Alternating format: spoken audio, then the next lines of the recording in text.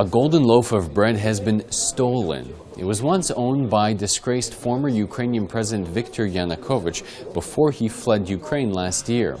When protesters flooded into Yanukovych's opulent residence last February, they found golf courses, floating restaurants, and among other things, a golden loaf of bread.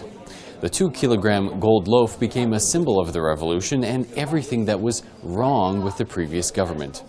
Time magazine has written a piece which we explore in today's press review for Ukraine Today that argues the theft of the golden loaf reflects the failings of the revolution 1 year on.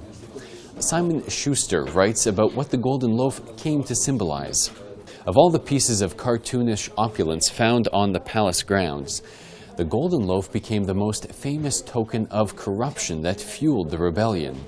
In the months that followed, keychains and refrigerator magnets of the loaf were sold on Kiev's Independence Square as mementos of the revolution and its promise to make politicians stop stealing from the people.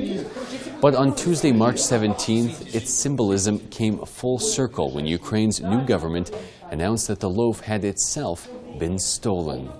The golden loaf was stolen at a time when current Ukrainian President Petro Poroshenko's approval rating dropped below 50%.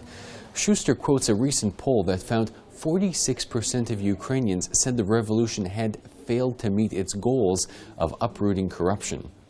More than a year since the uprising, not one senior official from the Yanukovych government has stood trial for corruption. The revolution has failed to improve Ukraine's standing in Transparency International's annual Corruption Perceptions Index.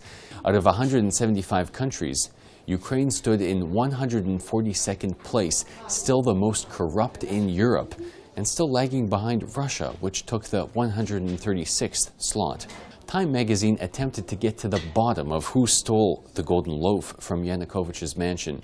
They called the unofficial groundskeeper at the estate a former Maidan protester named Petro Olenek, who said he was busy and hung up the phone when asked about the loaf.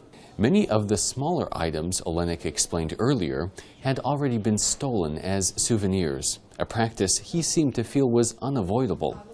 Sometimes it's better to look the other way, even when someone is stealing, he said, because if you anger them, they'll return and start breaking things.